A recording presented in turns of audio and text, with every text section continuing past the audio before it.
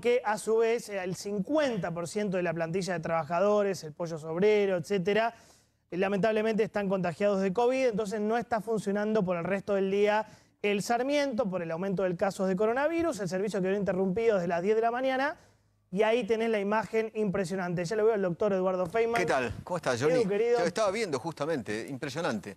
Mucha gente. Impresionante las colas, claro. ¿Que el pollo está con COVID positivo? No, la gente del pollo sobrero, quería decir. Me expresé mal, pero sí, estamos hablando de 80.000 personas que están viajando en el Sarmiento, que iban a viajar hoy. Tremendo, tremendo. Y tienen que hacerlo con los colectivos, con una frecuencia. Y pusieron combis, pusieron algunos... Sí, el tema es que en cada uno de esos colectivos, donde van 60 pasajeros, no pueden ir más de 30. Exactamente. Entonces, claro, necesitas mucho colectivo para tanta cantidad de gente. ¿Entendés? Y así estamos hace 3 horas más o menos. Pero desde Mauro, nosotros toda esta horita. Una cosa de locos, sinceramente. Por eso, nos piden que no nos juntemos, que no haya reuniones. Están de acuerdo con esto. Me parece que esta no es una buena imagen, ¿no? ¿Qué tenés? Esto es tremendo. El decreto. No, esto es tremendo. Yo nunca vi una cosa igual. Creo que en el mundo entero no debe haber una barbaridad como este decreto. Barbaridad jurídica, ¿no? Para empezar. Vos que sos abogado. No, pero además, la cantidad de inconstitucionalidades que encontré aquí es realmente impresionante. Impresionante. Por ejemplo, ahora, decime una solamente. No, espera, vamos a ir simplemente a lo que a vos te preocupa, que es esto de las reuniones sociales, ya que creo que es el artículo 8, ¿no? La verdad que no recuerdo. Es el artículo 8. Artículo 8, bueno. El artículo 8. Porque hay varios, en realidad, muy complicados.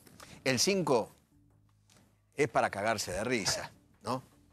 Porque dentro de todas estas prohibiciones también hay obligaciones.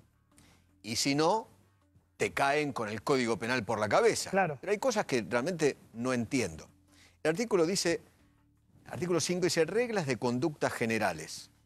Durante la vigencia del distanciamiento social preventivo y obligatorio, las personas deberán mantener entre ellas una distancia mínima de 2 metros. Utilizar tapabocas en espacios compartidos. Higienizarse asiduamente las manos. ¿Cómo lo van a controlar eso? Bueno, apelan a... ¿Cómo van a controlar que vos te laves las manos asiduamente? Toser en el pliegue del codo. ¿Cómo lo van a controlar? No, es hermoso que lo pongan por decretos. Hermoso. Desinfectar las superficies. ¿Cómo van a...? ¿Qué va a haber? Un policía al lado de cada persona viendo... ¿Cómo van a controlar que efectivamente es abstracto, eso sea? ¿no? Claramente. Ventilar los ambientes. ¿Cómo van a controlar que en tu casa o en las oficinas ventilen los ambientes para poder cumplir con el decreto? Eso, viste, como para arrancar. Sí. No, porque además dice después, y dar estricto cumplimiento a los protocolos de actividades y las recomendaciones e instrucciones de las autoridades sanitarias. Muy bien. El artículo 9 dice, actividades prohibidas durante el distanciamiento social preventivo y obligatorio. Sí. 1, realización de eventos culturales. Bueno, está bien, eso es lo que corresponde. Aceptable, obviamente. Sí, claro. Recreativos, religiosos, en espacios públicos o privados. Me parece genial. Sí. Muy bien, estoy de acuerdo. 2, el inciso 2 es complicado. A ver. Dice, quedan prohibidos los eventos sociales o familiares en espacios cerrados, en los domicilios de las personas. ¿En los domicilios de las personas? ¿Cómo se van a meter, no? A controlar. Escúchame, hasta ahora que yo sepa existe la propiedad privada, ¿no? Y bueno, yo en mi casa relativo igual. hago lo que quiero, sí, excepto ponerle una bomba, ¿no? Cada vez menos igual, pero sí. No. Vos sabés que en el derecho vos podés hacer todo con tu propiedad. Totalmente. Menos ponerle una bomba. Y matar a alguien, obviamente. No podés decir, obvio, yo a mi casa le pongo una bomba. No. Obvio. Ok. Dice, y en los domicilios de las personas, en todos los casos, y cualquiera sea el número de concurrentes. No es una cuestión de 10. Vos, vienen 2 amigos a tu casa, ya estás violando el decreto, ¿no? Sí. Salvo el grupo conviviente. La infracción a esta norma deberá ser denunciada por la autoridad interviniente. Pregunto, ¿cuál es la autoridad interviniente? ¿Cuál es? ¿Qué es el portero del edificio, el administrador del edificio, la seguridad del edificio, un vecino del edificio. ¿Cuál es la autoridad interviniente? Si están haciendo ruidos con un micrófono, por favor, ¿eh? No sé. Están haciendo, o arriba, por favor, por favor. ¿Qué más? A fin de que la autoridad competente... ¿Cuál es la autoridad competente? La prefectura, la policía federal, la policía de la ciudad, la gendarmería. Determine si se cometieron los delitos previstos en los artículos 205 y 239 del Código Penal. O sea, te tiran el Código Penal por la cabeza. Le recordamos a la gente, artículo 205. En tu casa. Son 6 meses a 2 años de prisión y 239 son 15 días a 1 año de prisión. En tu casa. Sí. En tu casa. Ahora, yo lo que digo es, un presidente, que yo sepa, no puede legislar en materia penal. No, eso es lo que nos decía Lonigro. No, perdón, Sapsay. Sapsay nos decía, está estrictamente prohibido legislar a través de un decreto en materia penal. Ni por decreto. Pero van a decir que ahora lo va a aprobar el Congreso. La Constitución lo prohíbe. Esto de que las reuniones sociales sean asimilables a los delitos contra la salud, realmente me parece una locura. Además, el artículo 18 de la Constitución Nacional dice que el domicilio es inviolable. Punto número 1. Punto número 2. El artículo 19 de la Constitución dice: las acciones privadas de los hombres están reservadas a Dios si no perjudican a terceros. El artículo 14 dice: los derechos solo pueden ser limitados por ley, no por un decreto de necesidad y urgencia. Las leyes que reglamentan derechos no pueden ser alteradas. Y el artículo 93 dice: el presidente al asumir jura observar y hacer observar fielmente la Constitución. No la estarían observando fielmente. Me parece. Ese es el análisis jurídico que yo comparto plenamente. Y después hay un análisis político-social. Social, económico, cultural, que es, ya vamos 4 meses de cuarentena, vamos a ir por 20 semanas. ¿A vos te parece que en lugar de seducir, convencer, hablar con la gente, tratar de hacerla razonar de que no se junten, te tiran el Código Penal por la cabeza? No, es tremendo. Por eso yo hoy ponía a Perón, ¿no? Me parece persuadir, muchachos. Conducir es persuadir.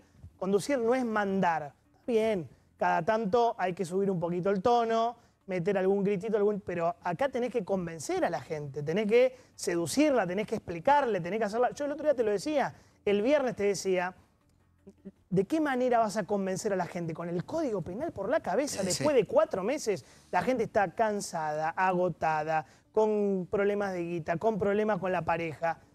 Para mí no sirve esto, pero bueno, me dicen que no lo van a aplicar realmente. No lo van a aplicar. ¿Qué sé yo? No, a ver, si no ventilás tu casa, entonces te ponen una multa. No lo van a aplicar. ¿Cómo es? Lo que no entiendo es para qué. ¿Te aplican el 205? Por contagiar y qué sé yo. Alguien me decía hoy, bueno, es para que ustedes lo hablen en los medios y concientizar de esa manera. Yo decía, bueno, nosotros somos los boludos que vamos y hablamos de esto en los medios. Muy bien, muy bien. Te juro que es lo que me decía alguien del gobierno. Pero este decreto es de un Estado autoritario a ultranza, viejo. Autoritario a ultranza. ¿De qué estamos hablando? Por eso es una discusión técnica y social. Primero si es constitucional o no. Todos los abogados te dicen que no es constitucional. Y después de razonabilidad. Vos sos abogado, los decretos tienen que tener razonabilidad. No tienen que tener alguna base científica para ser cumplidos. Y después eso es lo otro, ¿no? Acá con Lucas hicimos notas a todos los epidemiólogos, infectólogos de cabecera del gobierno y siempre le preguntamos lo mismo, ¿cuál es la base científica rigurosa para decir que las reuniones sociales son hoy la causa mayoritaria de contagio de COVID en la Argentina? Te responden con casuística. Te dicen, no, yo presumo que tal vez en un testeo te dicen que yo tengo un amigo que... No digo que sea mentira, digo que no lo tienen rigurosamente y científicamente demostrado. Y eso es un problema. ¿Entendés? Vos tenés que poder demostrar en un decreto que las reuniones sociales son el problema principal hoy de la pandemia y no la imagen de hoy del Sarmiento.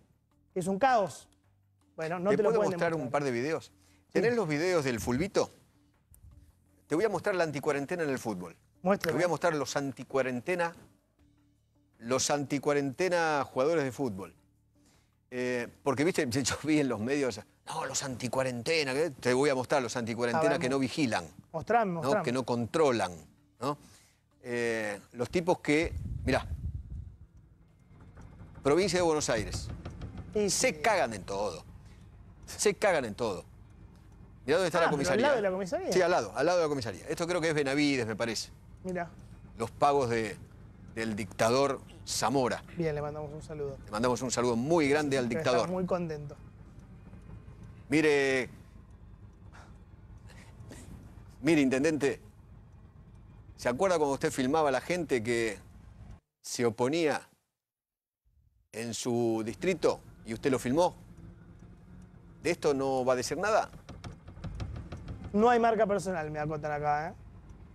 Está jugando 4-4-2, sí. Tenés otro, ¿no? Creo, porque también... Ah, no tenés cargado. Bueno, ok. En otro lado también, en otro lugar, también Bueno, otro por picadito. Por eso. Acá también entra a jugar la razonabilidad, El ¿no? fulbito anti-cuarentena. ¿Dónde se cumple la cuarentena? ¿Dónde no? Está bien, ¿eh? Es mucho más fácil. Y además es interesante que siempre va rotando el chivo expiatorio, ¿no? Al principio eran los runners, estuvieron un mes diciendo que eran los runners. Genocidas. Los llegaron a llamar genocidas. Porteños histéricos, dijo un infectólogo. Super propagadores del virus los llegaron a llamar a los que corrían. Sí, ahora son los que hacen asados, siempre van como cambiando el foco. Y yo lo que noto es desorientación, de verdad. Porque te dicen, bueno, el otro día dijo el gobernador, vamos a volver a fase 1. Una fase 1 que está dando estos resultados. Fase 1 que está dando resultados de 6.000 contagios por día. Con lo cual noto cierta desorientación. Si vamos a regular esto por decreto, aplicando el Código Penal, a 4 meses iniciada la cuarentena, me parece que estamos lejos de acertar. Claro, claro. ¿Tenés otro video? Dale, a ver. Cerrados 120 días esperando el pico. Mira, esto de Córdoba. Para largarnos a la calle cuando vino. Propusimos cuarentenas inteligentes, focalizadas en los adultos mayores y gestionando cada situación concreta, nos sometieron en cambio a la estrategia del Gran Buenos Aires. Nos corren con distintas y dudosas comparaciones. Les paso una, Córdoba y Uruguay. Superficie 165.000 metros cuadrados y 176.000 metros cuadrados. Población total 3,5 millones en Córdoba, 3,5 millones en Uruguay. En la ciudad capital casi 1,5 millones, las dos. Casos de COVID, 1.767 en Córdoba, 1.192 en Uruguay. Muertes por COVID en Córdoba, 44, en Uruguay, 34. Los shows prohibidos en Córdoba, permitidos en Uruguay. Las clases restringidas en nuestra provincia, permitidas en Uruguay. Transporte público limitado en Córdoba, con récord mundial de paro interurbano, casi normal en Uruguay. Los gimnasios permitidos en Uruguay, no en Córdoba. La caída del Producto Bruto estimada, 10% en Córdoba, 3,4% en Uruguay.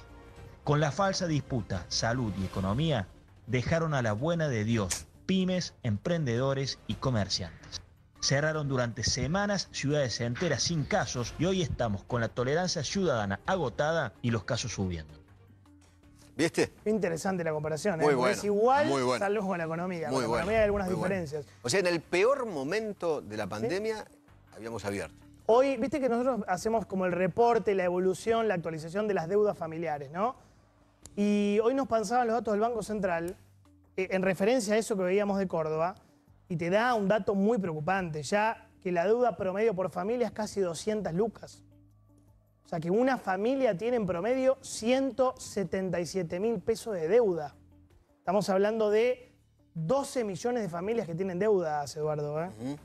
Y eso sigue estando absolutamente ausente en todos los discursos del gobernador, del presidente, del jefe de gobierno también.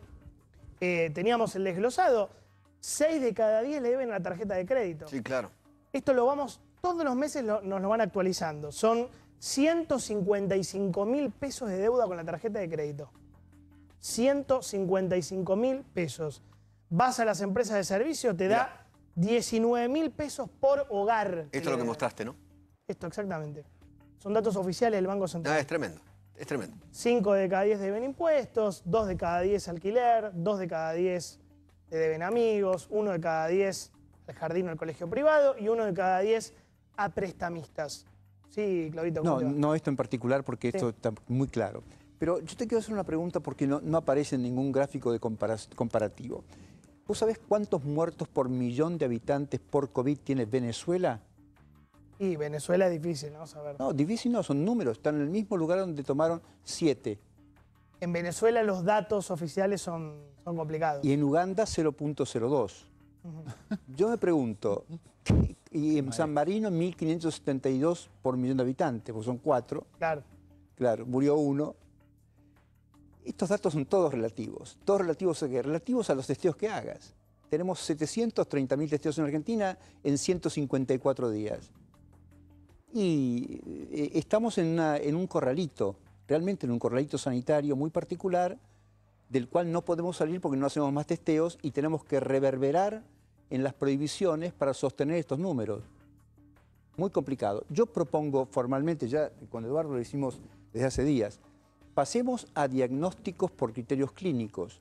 ¿Cómo sería eso? Sería esto: tantos síntomas es COVID-19, no importa el hisopado, porque hay circulación comunitaria de este virus y desplazó claramente a otros virus. Esto es técnica epidemiológica, no estoy inventando cosas raras. Está claro. El virus del coronavirus, el SARS-CoV-2, desplazó al virus de la influenza. Lo dejó reducido a muy pocos casos, motivo por el cual el virus prevalente hoy es el virus de la COVID-19, el virus COVID-19 que provoca la enfermedad llamada COVID-19. Por ende, como hicieron muchos lugares del mundo, criterios de diagnóstico clínico. Tantos síntomas, tal lugar de circulación comunitaria es COVID. Lo aislamos, lo medicamos, lo internamos, etcétera, y tomamos sus contactos también. Es mucho más sencillo que depender del hisopado y tendremos una situación de mayor, para mi gusto, realidad epidemiológica y no esta historia de atarnos a 9.000. Hoy hicimos 9.000 testeos, aumentan 2 casos. Hicimos 12.400, aumentan 15 casos. Me parece que y ahora hay demoras de 7 días, 10 días. Hoy hablábamos justamente con el vicecanciller, ¿no?, de Italia, Merlo, sí, Ricardo argentino, ¿no? Sí. Ricardo Merlo. Y él nos decía que en promedio, desde que comenzó la pandemia en Italia, 50.000 testeos diarios. Sí, 69.000 dijo él. Promedio. Sí, Bueno, yo noté 50, pero entre 50 y 60.000 diarios. Y ahora mucho más. Sí. Ahora sí. Porque el promedio te da ese El promedio. Por eso. El promedio. ¿Y Argentina tiene? 730.000 desde que comenzó la pandemia. Pero el promedio diario creo que... Depende, 10.000 ahora es 16.000. a 16.000. Ahora estamos, pero el promedio es menos. Los fines de semana 12.000, o 10.000, o 11.000. En Italia creo que eran 7 millones, ¿no? 7.700.000 testeos. Pero para que ahora sean 16.000, el promedio tiene que ser menos, ¿entendés? Ahora, el pico, si querés, de test es 16.000, quiere decir que el promedio debe andar por 10.000, 11.000. Exacto, y encima con resultados del 40% positivos, lo cual es epidemiológicamente muy cuestionable. Es malo. Sí, no estamos controlando la pandemia, está claro. Claro. Si 4 de cada 10 testeos te dan positivo, quiere decir que estás lejos de controlarlo. Claro. Con lo cual no es una locura lo que nos decía nuestro doctor, que para diciembre él se ve que todavía el virus va a estar dando vueltas en Argentina. Bueno, hoy el titular de la OMS dijo que esto va para largo. Pero nosotros teníamos una idea tu amigo. equivocada, tu amigo. Una idea de que... Tu amigo. Gebreyesus. El único que lo puede pronunciar soy yo, les quiero contar. ¿Cómo se llama?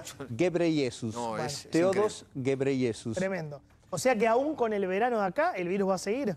Bueno, sigue en Europa y está en pleno verano. Claro. ¿De dónde sacaron el tema de las reuniones sociales como disparador o difusor de la enfermedad? De Europa. Claro. Claramente. Claro. Yo creo que fue Cristian Martin con el tema de los borrachines el que implantó... Espectacular. Los borrachines.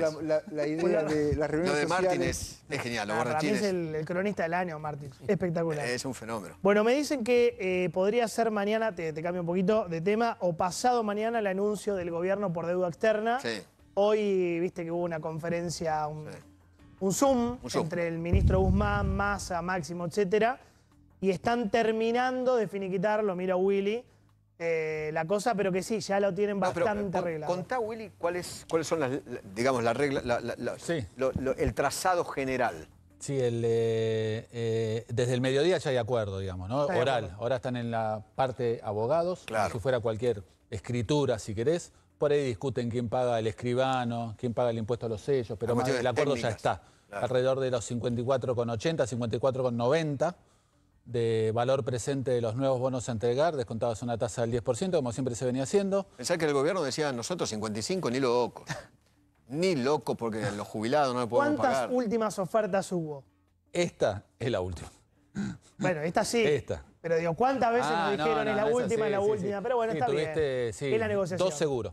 ¿Qué más te puedo Y decir? arrancaste con 30, ¿no? Arrancaste con 37. Con 37. ¿Y terminás en 50 ahí? 54,90. 55. Casi 55.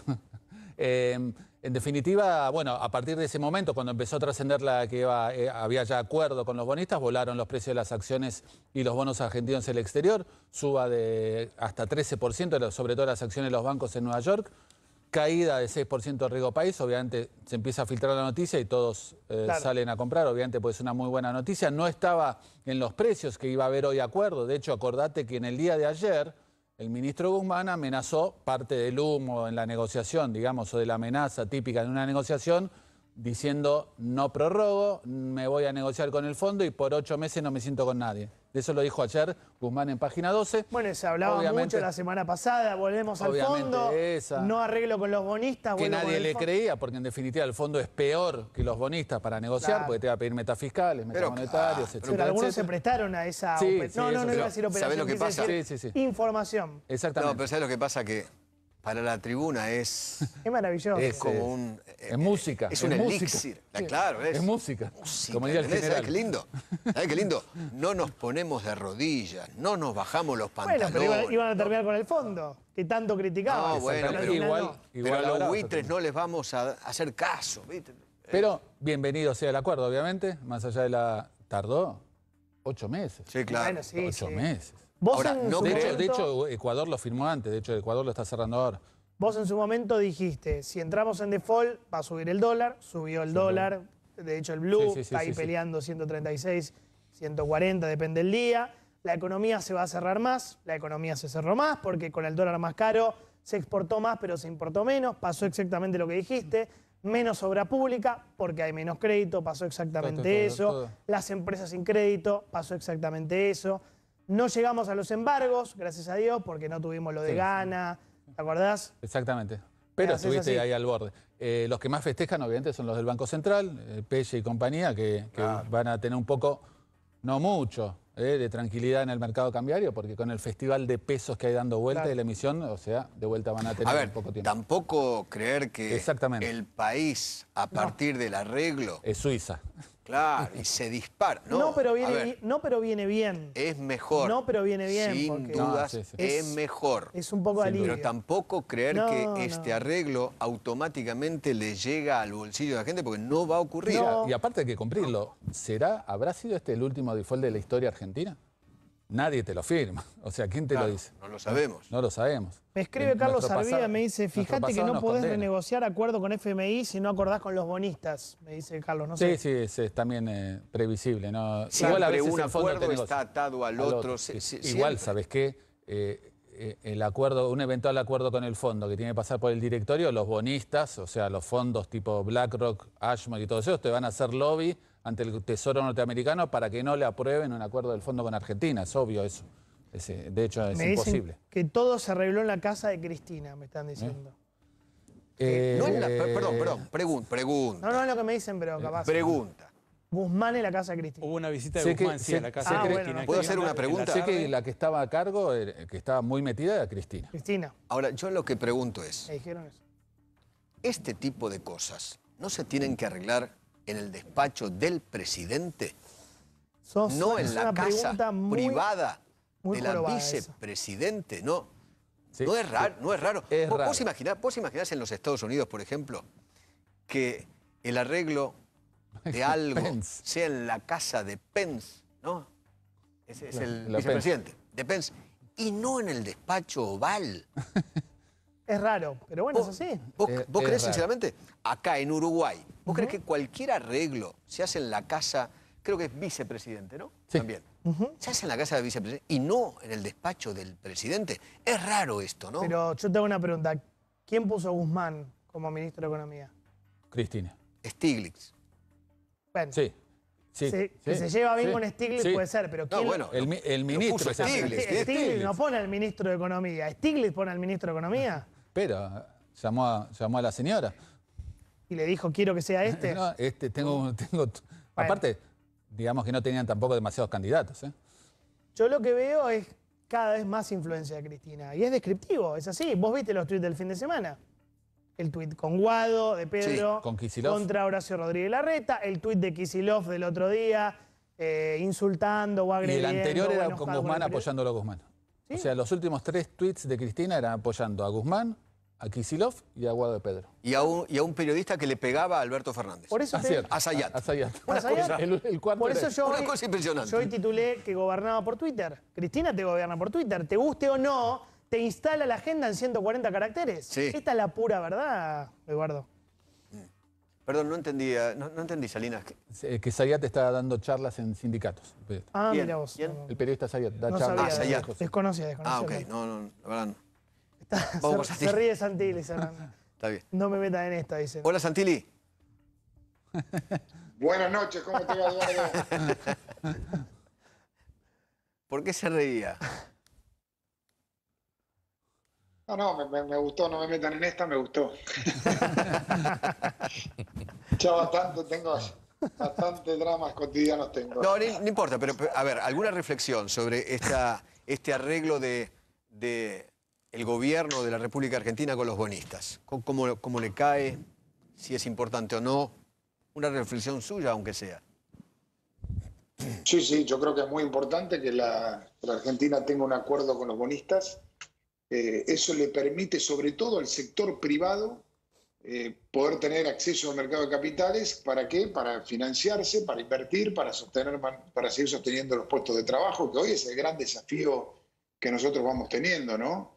El cuidar cada puesto de trabajo que podamos, el proteger a las pymes, proteger a las empresas, sobre todo el sector exportador, digamos en este caso para generar divisas, con lo cual a mí me parece importante que se logre un acuerdo. Diego, ¿qué opinás del decreto que prohíbe las reuniones sociales? A ver, la región metropolitana ya tiene una situación en donde juntarse no es la situación habitual. Y nosotros ya estamos inmersos en esa situación de alguna manera. A medida que pasan los días, a medida que el ojo de la tormenta se va centrando sobre aquí, sobre esta región, y después puede que vaya saliendo, va a ir empezando a aflojar, con lo cual nosotros estamos en 2 semanas de cuidarnos muchos. Lo que planteaba hoy Quirós es el riesgo de contagio está en los ambientes cerrados, el riesgo de contagio hoy no digo que no lo tenés, pero es mucho menos posible que suceda en un ambiente, en un espacio público, y en el transporte público tiene un control importante, con lo cual, si vos mirás la movilidad en el transporte público, que no trepa por arriba de los números que estamos viendo, 5 en el subte, 13 a 15 en el tren, 20 a 23 en el colectivo, hoy la mirada está puesta en que nos cuidemos en nuestros hogares o en las reuniones privadas. Me parece que tiene que ver con eso. Siguiendo tu razonamiento de que ya no impacta tanto el virus en la calle, en el espacio público, ¿por qué decidieron no abrir gastronomía al aire libre, que a mi criterio era una decisión interesante, y deportes individuales? Porque decidimos consolidar la etapa 1, decidimos consolidar la etapa que tiene que ver con los casi 19.000 comercios que no habían podido abrir de las grandes avenidas, porque también decidimos consolidar la industria. Recordemos que había empezado la industria alimenticia, la industria de laboratorios, la industria del juguete, y nos faltaba el resto de la industria, que es importante también.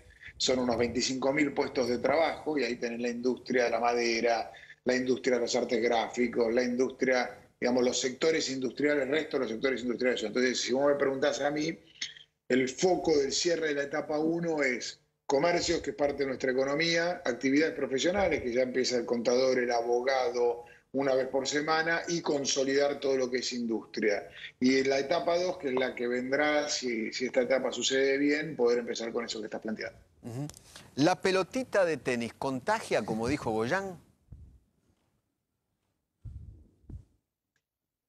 Yo creo que Goyán se refirió a lo que es un partido oficial de tenis, porque cualquiera que va a jugar el tenis no tiene polvo, y me parece que se refirió a eso, claro, me parece que se refirió a eso, y yo creo que esta etapa, que la de los deportes individuales, no implicaba torneo de competencia, ¿no? Una competencia donde tengas ese tipo, el Abierto Argentino, ¿no? De tenis, que es un torneo muy, muy reconocido en Argentina. tiene que ver con eso. Y ahí incluyo en los deportes, incluyo el automovilismo, incluyo el tenis, incluyo el golf, que la Ciudad de Buenos Aires tiene más driving que golf, tiene 2 canchas de golf, una pública y una en el barrio de Lugano. Digo, a mí me parece que la cuestión estaba por allí. Claro. El turf. El turf también. Perdón, me había olvidado del turf. Te pregunto como ministro de Seguridad de la ciudad, además de vicejefe que sos, hoy la ministra nacional, Sabina Frederick, dijo, no hay muchos robos, pero los medios de comunicación los hacen visibles. La culpa la tenemos nosotros los periodistas. Básicamente la sensación de inseguridad de Feynman y esa gente mala que está en la mesa de allá. Claro, ¿Vos coincidís con esto?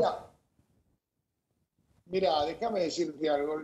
Yo nunca, a mí me parece que la comunicación es la comunicación que tenemos en nuestro país y también la comunicación que tiene cada uno en el mundo. Yo creo que cada uno y cada medio expresa lo que siente la gente de alguna manera. Por el otro lado, si querés te doy los números de la Ciudad de Buenos Aires, que acaba de cerrar Julio. Julio acaba de cerrar con estos indicadores. El robo, uno de los delitos en la Ciudad de Buenos Aires, fueron 2.194 robos, contra 4.969 del mismo mes, año pasado. 2.000 robos que por barrio. Mira los delitos. No, totales. 2.194 robos hubo en la Ciudad de Buenos Aires en el mes de julio, contra 4.969 del mismo mes del año pasado. Está 56% abajo, lo que sí uno puede mirar, digo, la evolución anual está por debajo. Te voy a dar hurtos, por ejemplo. Hurtos, tuvimos 1.390 hurtos en el mes de julio contra 4.061 del año pasado. Un 66% menos. A mí me parece que hay sí un detalle que el uso, dentro del delito, el uso de arma, ahí sí el arma de fuego supera a lo que es el cuchillo o ese tipo de actividades, de utilización de armas, ¿no? Entonces, ahí nos da una situación de que viene con algún grado mayor de violencia al que nosotros veíamos. Yo contra los números oficiales no voy a competir porque datos son datos, pero la sensación, diría Aníbal Fernández, que tenemos todos los días acá, es que el delito está creciendo. Y sobre todo, ¿sabes qué digo? La violencia en los delitos. Yo le pongo eso que vos planteás. Yo creo que el tema de la violencia en el delito es algo que nos tenemos que ocupar muy fuertemente. Algún tipo de organización que delinque también está volviendo a aparecer. Nosotros estamos muy atentos a eso, pero estamos presentes en toda la ciudad y vamos a, de alguna manera, ir mirando los dispositivos que tenemos para volver a Policía de la Cuadra. Digo volver porque nosotros tuvimos que desplegar nuestra fuerza hacia la frontera, por decirlo de alguna manera, hacia los ingresos y egresos de la Ciudad de Buenos Aires.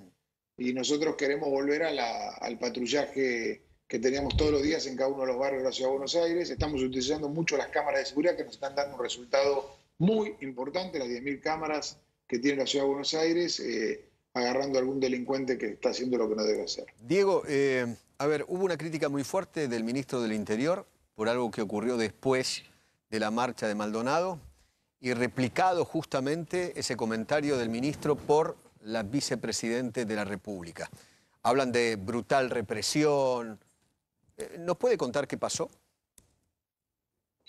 Terminada la marcha por Maldonado, un grupo con banderas de anarquistas se presentó y empezó a agredir a la policía arrojándole alcohol en la cara de los policías, cal y elementos contundentes. La policía fue llegando a esos grupos y esos grupos tiraron bombas molotov sobre la mutual de Gendarmería y ahí la policía actuó. Tenían gomeras, como se dice, bolitas para tirarlas. Ya tenemos en una manifestación el año pasado, en octubre, donde a un policía le vaciaron un ojo de un gomerazo. Digamos, intolerable ningún hecho de violencia. Fueron detenidas 13 personas puestas a disposición de la justicia. También quiero aclarar que cuando fueron agredidos periodistas de C5N, también detuvimos o a posteriori identificamos a 3 personas y la pusimos a disposición de la justicia también. Eso cuando fue la marcha del 9 de julio. No, porque justamente lo que decía Guado de Pedro y la actual vicepresidenta de la República es que solamente la policía ataca a las marchas digamos, sociales, de las organizaciones sociales, ¿no? Nuestro límite es la violencia, Eduardo, y nosotros vamos a actuar en cada hecho de violencia, sea quien sea. Y si en algún momento las manifestaciones son demasiado grandes, todo está filmado y a posteriori de la manifestación iremos a presentar a la justicia a aquellas personas que hayan cometido hechos de violencia, como es el caso de la manifestación de la 9 de julio. Claro. ¿Están detenidos, Diego? No, ninguno, ni los 13 ni los 3, pero fueron las causas, les continúan, las causas penales. Pero perdón, tener una bomba molotov y tirarla, ¿eso es gratis en la República Argentina? Para mí no, pero nuestro rol es el de detener a las personas que cometen hechos violentos. Y, el problema es la justicia, entonces. De la justicia. Ustedes se cansan de detener y la justicia se cansa de liberar. Yo creo que tenemos que trabajar en conjunto y entender que es intolerable en nuestra sociedad aquel que delinque con un arma, porque aquel que lleva un arma, no es intolerable un delito. Segundo, es mucho peor el delito de la persona que va a cometer un delito con arma, porque ese está dispuesto a usarla. Y si está dispuesto a usarla, está dispuesto a matar a una persona. Entonces, personas que llevan bomba molotov, que arrojarse a la otra persona pueden lastimar la vida. Yo digo La Gomera, ojo con La Gomera, tengo un policía sin un ojo. Es un ser humano, hombre de familia, que tiene una situación en su vida como consecuencia de prestarle servicio a la sociedad y a la población. Entonces yo digo, es intolerable, ese tipo de situaciones. Pero vos decís, escupieron a la policía, tenían gomeras, tenían bolitas, tenían botellas con alcohol y cal, nos decía tu secretario de Seguridad, Alessandro, tenían antiparras, o sea que fueron armados sabiendo lo que iban a hacer, tenían máscaras. Premeditación y alevosía se llama eso. Lesionaron a 3 policías, atacaron la mutual de la Gendarmería con bombas molotov, los defiende Cristina Aguado, ellos sabrán por qué, y aún así están libres. La verdad que es raro, no sé quién es el juez, el fiscal que tomó esta decisión. Para mí era importante aclarar que no fue en el marco que fue cuando finalizó la marcha por Maldonado. Totalmente. Porque si no, la marcha se desenvolvió con total normalidad y no hubo ningún tipo de problema en la marcha de Maldonado. Después apareció un grupo, 40 y 50 personas, que fueron los que cometieron los hechos de violencia. Porque si no, pareciera que por ahí hay una desinteligencia. No. Fueron a posteriori de la marcha, o posterior a la marcha de Maldonado. Santilli, buenas noches, ¿cómo le va? Buenas noches. Le hago una pregunta que divido en 2 partes. La primera, ¿cuál es su visión como vicejefe de gobierno porteño de la reforma judicial y de la parte que le toca a la transferencia de delitos? ¿Cómo estaría preparado? ¿Qué pedirían ustedes, etcétera, para este periodo de 2 años? Por lo menos el proyecto que mañana empieza su tratamiento en las comisiones en el Senado apunta que en 2 años todos los delitos comunes pasarían a la órbita de la ciudad. Bueno, nosotros hace muchos años pedimos fortalecer la autonomía y la plena autonomía de la Ciudad de Buenos Aires. A la Ciudad de Buenos Aires le falta una parte sustancial de los delitos penales, la justicia comercial, la justicia laboral, la justicia civil, son todos temas que le faltan para la autonomía de la Ciudad de Buenos Aires, como la tienen otras provincias de nuestro país. Así que nosotros sí sostenemos que hay que hacer un traspaso, por supuesto hay que trabajarlo, hay que dialogarlo, vamos a tener reuniones con la ministra de Justicia de la Nación para ir ordenando, a ver, cómo sería, en qué tiempo, de qué manera. Hoy tuvimos una reunión con todos los sectores de justicia de la Ciudad de Buenos Aires para trabajar en las diferentes situaciones. Hay que contemplar también el sector de la defensa, el sector del Ministerio Público Fiscal, los delitos a transferir. Es un tema importante. Nosotros vamos a trabajar a favor de esa transferencia, por supuesto. En esa línea de mirada, en la medida que la Ciudad Autónoma de Buenos Aires adquiera la competencia en mayor cantidad de delitos, que es lo que se espera y lo que constitucionalmente entiendo corresponde, mayor va a ser la cantidad de detenidos que van a estar a disposición de fiscales de la ciudad, que son quienes instruyen. ¿Cómo está la construcción? Me imagino que con esta pandemia y las obras medio paradas, pero me gustaría saber qué proyección tienen de aquella construcción del penal de Marcos Paz que iba a cerrar el penal de Devoto y lo iban a trasladar a otro penal pegado al que está el Complejo Federal 2 de Marcos Paz, porque van a necesitar un espacio carcelario para los delitos de la ciudad que tengan intervención los propios funcionarios. avanza, es una obra muy, pero muy importante, Sí, claro. que está avanzando y obviamente es un tema importante a la discusión de las transferencias en términos penales a la Ciudad de Buenos Aires, de los delitos. Para nosotros es un tema muy importante, es un tema que hace la autonomía, es un tema de trabajo integral, no solo la posición, el despliegue de la policía, la creación de la nueva policía, la creación del Instituto de Formación, es muy importante también la formación de los hombres y mujeres de la fuerza, la tecnología, el reconocimiento facial, y ustedes saben los resultados que ha dado, las cámaras, el despliegue. Bueno, la justicia es otro de los temas muy importantes donde nosotros habíamos logrado un equilibrio de trabajo muy positivo, debo decir, porque en la Ciudad de Buenos Aires, Eduardo, Johnny, los que nos escuchan, los delitos en el año 2019 cayeron a cifras de que no pasaban hace 20 años atrás. Tenemos que seguir en esa senda. Obviamente, si uno habla de la pandemia, la pandemia desplomó todos los delitos, pero porque no había movilidad, está claro. Cuando no hay movilidad, no hay delito, la gente no salía de sus casas. Bueno, ahora paulatinamente vuelve la movilidad, eso lleva a que tal vez el delincuente salga y nosotros tenemos que estar con mucho trabajo en calle y con mucha utilización de todos los mecanismos de tecnología que tenemos. Santilli, muchísimas gracias. Gracias, Diego. Le agradecemos muchísimo. Gracias a ustedes, buenas noches. Gracias, Diego Santilli. Bueno, me voy dándote el adelanto de todos los días. Dale, tomo nota. Siempre es aproximado, ya sabes, 4.700. Muy bien. Sería hoy. Viste que los lunes siempre viene baja, sábado, domingo.